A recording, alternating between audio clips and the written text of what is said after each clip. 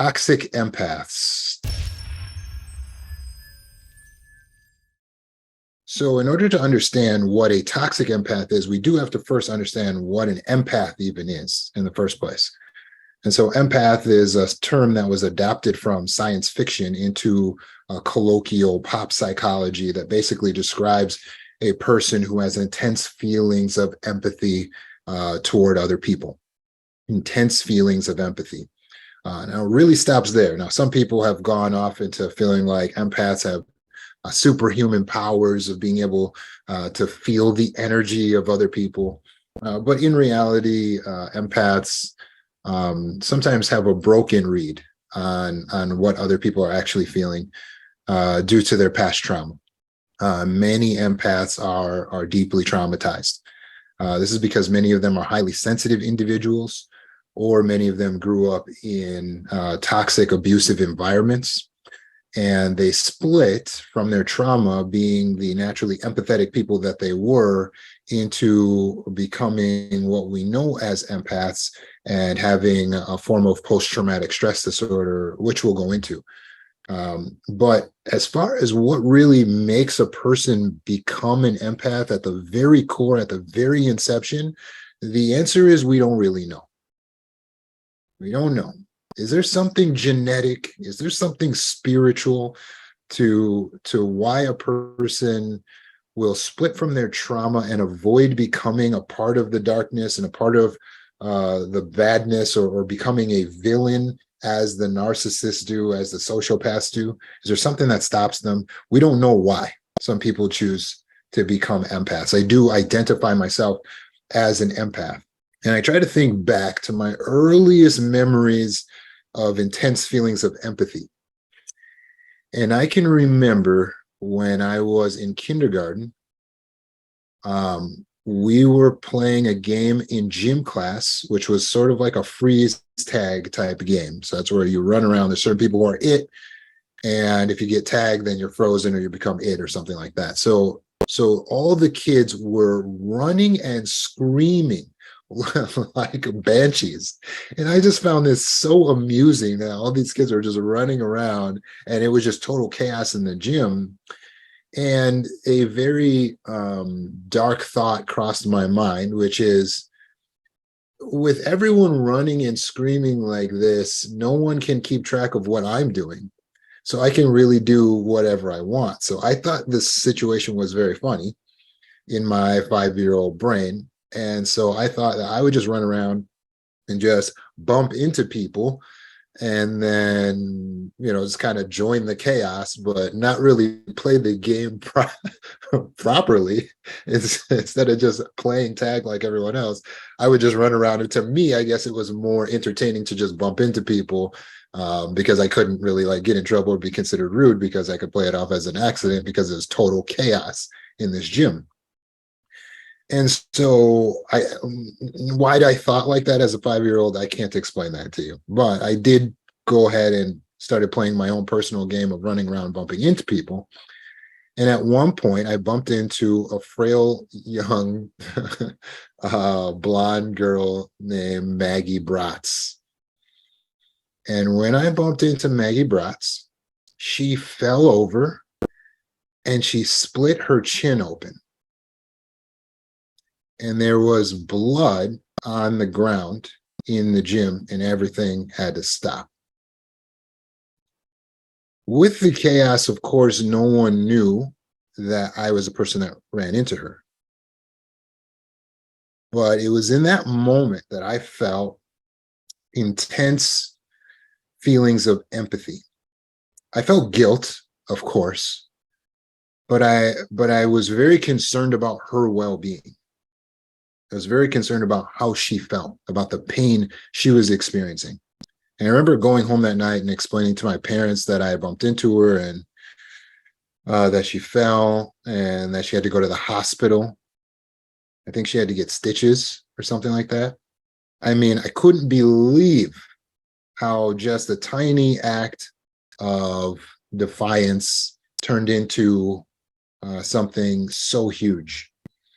And my parents suggested I could write her a card or something, since I obviously felt so bad.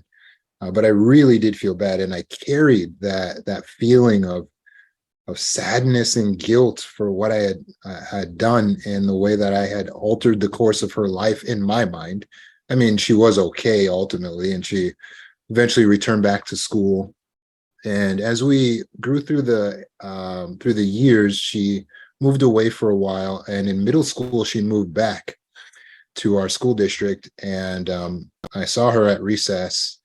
I was 12 years old. We were both 12 years old. And I walked up to her and I offered the most deepest, sincerest apologies for having bumped into her when we were 5 and her splitting her chin open. To which she barely remembered that it had ever happened, but she accepted my apology. And that would probably be my earliest memory of empathy. Now, why I felt so much empathy at 5 years old instead of continuing in the unempathetic route that I was originally on, where I was just bumping into people, I don't know. I can't explain that exactly. It was before I started studying the Bible. I can't attribute it to spirituality necessarily. It was just something, my personal reaction to the situation. And so each of us have our personal reactions to situations where we cause harm to others, where we witness someone else being hurt or harmed, like our siblings, or to our own personal trauma.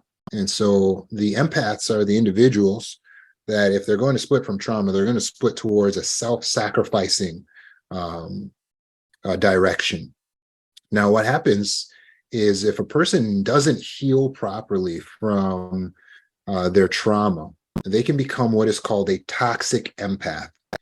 And so a toxic empath is someone who, yes, they are an empathetic individual, but they actually can hurt individuals and they can hurt people with their toxicity because they have the unhealed trauma. Their toxicity includes their lack of trust, their self-sabotage, their extreme thinking. With the extreme thinking, they can get into potentially violent thoughts or just using violent words. Typically, they hold off on getting to that point as long as they can. And so they're taking the abuse or they're taking anything that's upsetting to them without ever setting any boundaries. They're just taking it. And as a result, they're resenting others for asking for more than they're comfortable giving or imposing upon their personal space and infringing upon their resources. And so with all of the pent up frustration, they may eventually snap and go into what I call ballistic mode, where they will do an extreme fight or an extreme flight or an extreme freeze function. So an extreme fight function is going to look like them blowing up, screaming, yelling, knocking over things, potentially becoming violent, attacking. The extreme flight is going to look like them running away, moving away, ghosting even a loved one. So they're not telling you. The ghosting is where you disappear on someone without giving them a note or writing a text message or having a phone call with them. So they'll take those extreme routes to just suddenly get away from someone. And so when we hear about these extreme things that they'll do, we can kind of say, well, of course they have to do that because they can't take any more abuse. But you have to understand what's happened now for a toxic empath is that because they've never healed from their trauma, they don't actually know when they really need to take these extreme routes and when they don't. So they're actually seen by everyone else as overreacting, except for the individuals whom they're able to convince to support their side and their viewpoint of things. And so they will actually use manipulation to convince others to back them in breaking up with their spouse or their boyfriend, their girlfriend, or quitting their job or doing whatever extreme action they want to take. They'll actually manipulate others sometimes to get them to back their decision because they don't feel confident enough in themselves to just go ahead and make those decisions. Again, yes, they are trauma survivors, but they get to a point where they don't really understand when to utilize these very extreme functions. These extreme functions should really only be used in traumatic life or death situations, but they could minimize their traumatic situations greatly if they would just simply learn the skills of assertiveness, healthy boundaries. But they don't use boundaries. They don't know boundaries. And so as a result, they don't know how to protect themselves.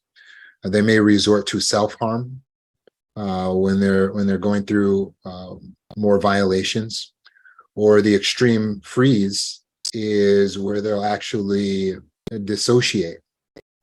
And so dissociation can become so extreme for a toxic empath that they could actually forget where they are, forget what happened, kind of basically black out. And when they come to, they don't remember where they were the last few hours. This is scary because how can they take care of children properly or operate heavy machinery properly if they can't keep themselves from disappearing within themselves? So you can examine yourself. Do I have the traits of a toxic empath, an unhealed empath? Maybe you have some of them. Maybe you have all of them. Again, we're talking about someone who has hypervigilance, difficulty controlling their emotions, people pleasing, difficulty setting boundaries, chronic self-doubt, self-sabotage, extreme thinking, ghosting, raging. So these are all the exact same symptoms of CPTSD, and that is the correct diagnosis if we're to use an actual psychological diagnosis. Because these terms like toxic empath, this is not a psychological term. This is a common internet pop psychology colloquial term. And in fact, I guess I've made it more popular with my usage of it. But it's brought up some questions for people, such as, well, is that the same as a dark empath? And it's very much not the same at all. So I want to explain to you why and what a dark empath actually is, because it's totally different. But before I do, let me say this about toxic empathy. If you find yourself having a CPTSD or the symptoms of it, you can heal. You are not crazy. You are not defective. You can heal. You can heal. You can do the work. You can go through a healing program, and you can change the way your brain works. You can change the way your personality works so that you're not always defaulting to the extreme fight, flight. And you can learn healthy behaviors. Being traumatized is not necessarily your fault. Being abused is not your fault. Being neglected is not your fault. However, it is your responsibility now to heal so that you are not toxic anymore. It is your responsibility to heal so that you are not toxic, because being toxic means you're poisonous to others. Other people can get hurt if you're self-sabotaging, because you're sabotaging relationships, you're sabotaging business. Other people can get hurt if you're becoming violent and you're lashing out. Other people can get hurt if you're dissociating. So please get into a healing program like the one on my website and heal. So is that the same as a dark empath, a toxic empath? No, a dark empath is totally different. Now, I hate that they've used this term, dark empath, because they're putting them in the category of an empath, but a dark empath is really not an empath at all. I repeat, a dark empath is not an empath at all. It is a term that's used to describe persons in society who pose as empaths, but are really just the opposite. Yes, dark empaths are narcissists. They are wolves in sheep's clothing. You could call them a covert narcissist. You can call them a psychopath.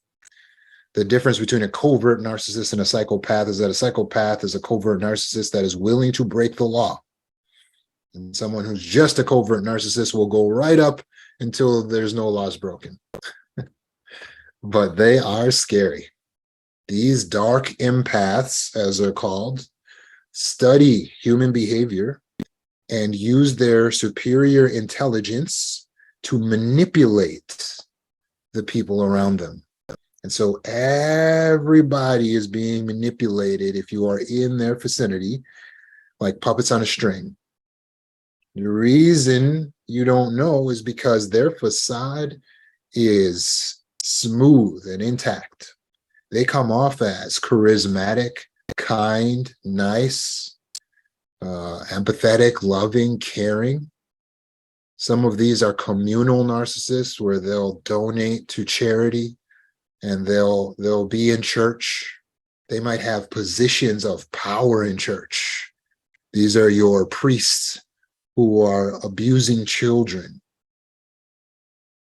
These are your pastors who are taking advantage of the women in the flock, pocketing the money for themselves, getting themselves rich, getting off on the power. They are focused on power, always manipulating something behind the scenes to get themselves into more positions of power so that they can actually use and abuse the people who are under them. These dark empaths appear to you to be a normal person, but they have nothing but the worst intentions. Like a narcissist, they have a lack of empathy.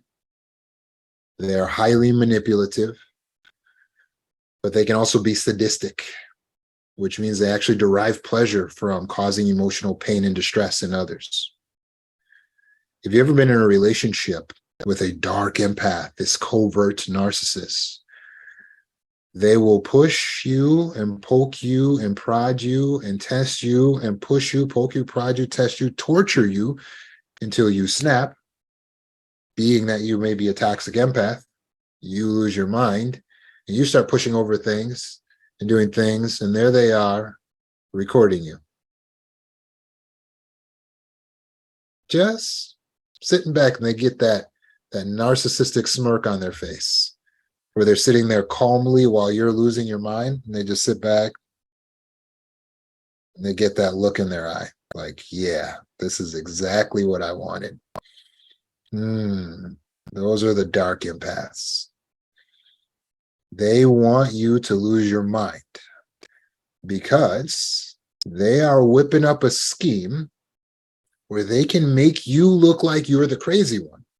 And they have to do that because, well, actually, they're the malignant, toxic person, but they don't want anyone to know. So if they can just make sure they make you out to look like you're crazy, then they can show their video to all their friends and all their family. They can post it online. They can post little subtle jabs. And they use all kinds of techniques to get under your skin. As an empath, a toxic empath, unhealed, you may have low self-worth, low self-esteem. Oh, they thrive on that. They thrive on that. And so they're going to make those subtle remarks to you about your weight, about your height, about your looks, the things that you're self-conscious about. That's what they're going to pick on. And they're doing that to continue to make sure your self-esteem is low. Their self-esteem has to be low so that they can continue to have that control, that upper hand over you. They need to have the upper hand. And so you have to be weakened. They need you to be weak emotionally, weak mentally, weak spiritually, so that they can plunder your resources. What do they want from you? They want total decimation. This is a rule or ruin scenario. So they can have you being totally used as a flying monkey for their means, which means they will basically be able to control what you do and what you believe and what you think and how you act. Or they need to destroy you. They need to destroy your reputation, make sure nobody will work with you, lend to you, be a friend to you. And so they're subtly working behind the scenes, talking to all of your friends and all of their friends immediately to let them know that there's something off about you. They use subtle tactics. So, how's your day, Ronnie? And then, oh, I'm having an okay day. It's just my wife, Jennifer. I don't know. Sometimes I think about medications, but "Oh, I don't know, I don't want to put this on you." And they just plant those little seeds in people's head. People are like, Jennifer needs medication. They just put the little seeds in their head, you know. Or a wife, a covert narcissist wife, will have tears in her eyes when she comes to the gym and her friends go, "What's wrong, Betsy? What's wrong?" And she, "Oh, nothing. I'm not allowed to talk about it." It's Ronnie. She says it's her husband, but she doesn't say what. And so she just plants a seed. And she's got plausible deniability. I never said you did anything. I just showed up to the gym crying with my friends and made them think that there was something, right? That is how these covert narcissists, these psychopaths, these dark empaths play the game. And then they go all out and start slandering you if you get out of line. If they feel like they lose control, they're going to go on a full slander campaign against you. Meanwhile, you don't even know this is going on. So her friends and her family come over, and you think, why is everybody so weird toward me? Why does everyone not like me here? It's because they've been subtly sowing the seeds of doubt in everyone. And now they're treating you weird as a result. They've been subtly sowing the seeds of doubt. And so these dark empaths are really just covert narcissists. So you see the difference? I don't like that the internet has decided to, or whoever this was came up with this idea of calling them some type of empath. They're not an empath. They're narcissists. They're not an empath. They're narcissists. And they have a lack of remorse. And they never take responsibility. That is one thing they will not do. They can't take responsibility. Apologies are terrible. They'll be like, "I'm sorry you feel that way." Or, "I'm sorry your feelings got hurt." Or, "I'm sorry you're so sensitive." And they never say, sincerely, "I'm so sorry for my actions and what I've done." But these dark empaths, as they're called, can fake like they have remorse when they don't have remorse. They fake like they have empathy when they don't have empathy.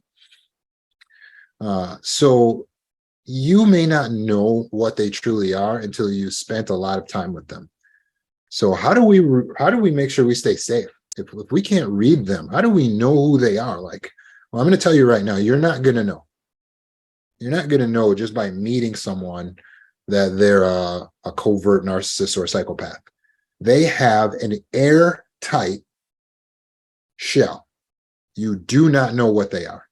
So stop deluding yourself into thinking, I can spot a narcissist from a mile away. No, you can't. If you think like that, you're going to be the first one taken down by a narcissist because you're overconfident and they are everywhere and they will exploit your overconfidence like you have never seen before. So stop thinking that. Stop being overconfident. You can't spot them. So how do we stay safe? Let's go back to what the toxic empath is lacking. Boundaries, a sense of self-worth, and healthy boundaries, skills of assertiveness being a part of healthy boundaries, is what keeps you safe from one of these psychopaths coming in your life and wreaking havoc. When you are walking around with a fear of being alone, codependency, a lack of self-worth, a lack of self-esteem, a lack of self-love, and no boundaries, you are the ideal prey. That's why they're all over your life. And that's why when you get into healing and I go, "Oh, you need to cut these people out," and you're like, if I cut these people out, I don't have anyone. Yeah, you don't. Because the only people who are left in your life as a toxic empath are takers.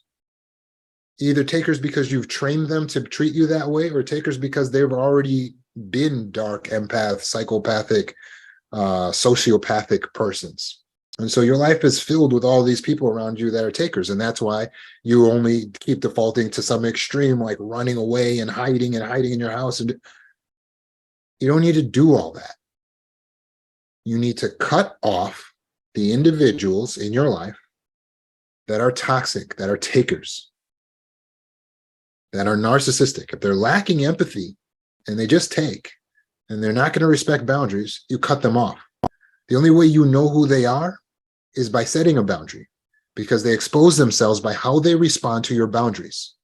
Again, narcissists expose themselves by how they respond to your boundaries. That's how you figure out who is bad for you, who is toxic, and who's not, by setting boundaries. So what happens in your life, because you have a fear of being alone, you have codependency, when they cross your boundary a little bit, they do something that you don't like they come and borrow your car, they show up at your house without calling or texting first, you just take it. Because you're, well, I don't want to lose them. I don't want to tell them because that'll make them mad. I don't want to be mean. I don't want to feel guilty. Well, I guess what you want to be is a victim of narcissists your whole life. Now, how does that sound? Is that what you want?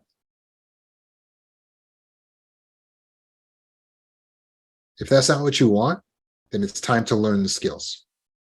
It's time to learn the skills of setting boundaries, being assertive. I'm telling you this out of love. We don't have any more time, energy, or resources to continue being afraid of being guilty, being afraid of being mean. No. It's time to stop being nice and start being well-boundaried. So watch this. Mom, don't come to my house without texting first. That's a boundary. Simple boundary. If I want to set it with some more skills, I can put some sweetness on it. Mom, I love you, but please don't come to my house without texting first. We have the right to set rules around our personal resources. Hey guys, I can't let you use my car anymore. Simple boundaries. Now, what will happen if you're dealing with a dark empath or a covert narcissist? They will rage, get mad, ghost you, try to punish you in some way, become passive aggressive, or completely leave your life. Or they will do those things and then leave your life. Now, what value is that to you? Remember the primary objective. We need to identify who these bad guys are. We're trying to figure out who's the dark empaths, who's the covert narcissists, who's the psychopaths. It's the ones who respond poorly to your boundaries. That's how you figure out who they are. They're the ones who respond poorly to your boundaries. Now you can break free. The very thing you fear is the very thing you want, to be rejected.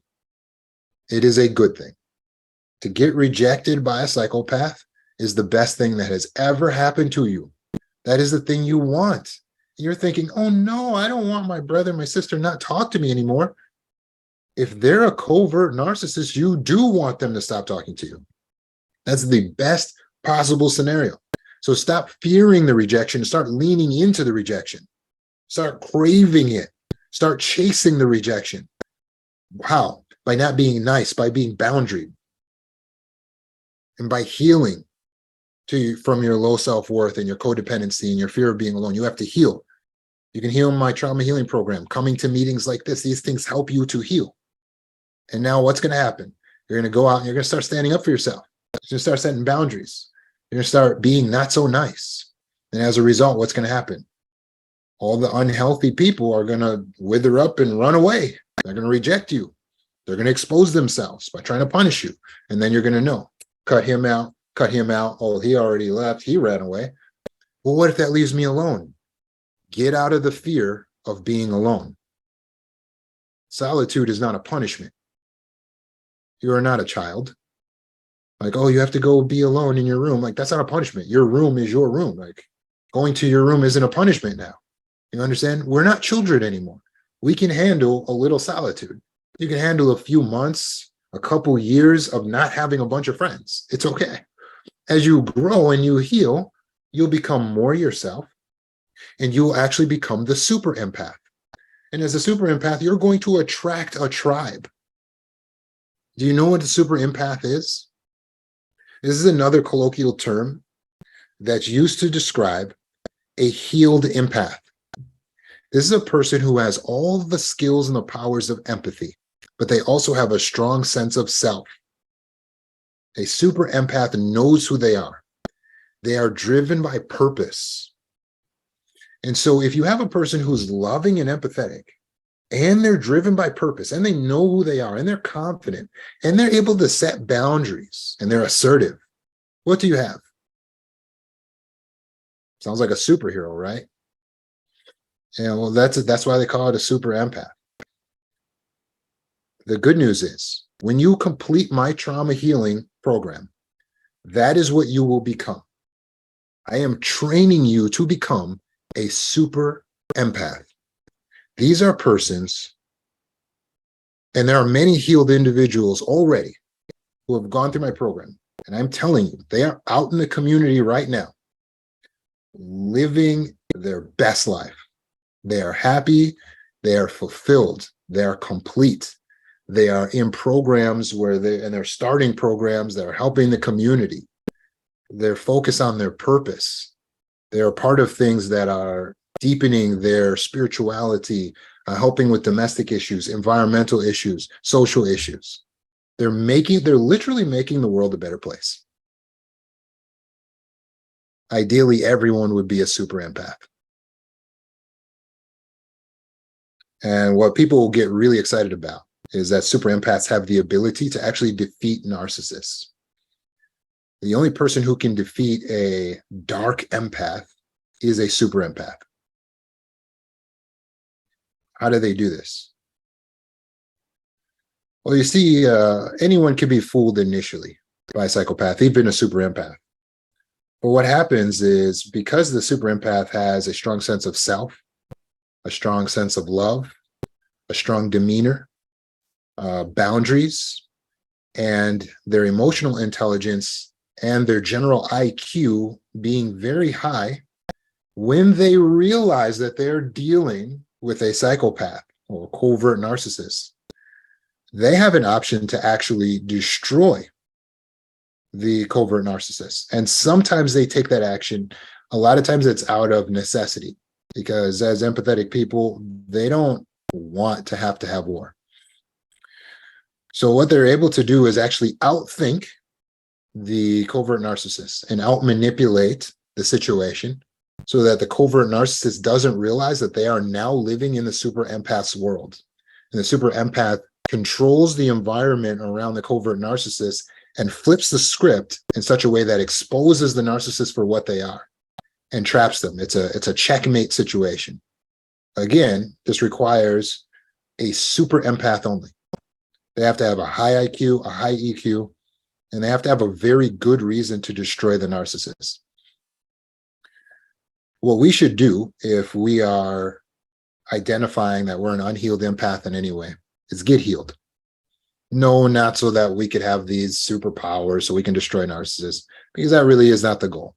We don't delight in taking anyone down or making anyone feel bad, even persons who manifest wicked traits. Ultimately, what we want to do is help others and help ourselves in equal measure. And so, first thing we have to get on top of is our own healing. Go to the website, mindfreed.org. Get into the healing program. There's a link there that says trauma healing course. Click right there. Jump in. If you need something free, we got free sessions available there by request. We have free videos, free resources there. These meetings are free every week. Everyone is welcome to come. So to the 42 in our Zoom room and to the 80 in our TikTok live, let's heal.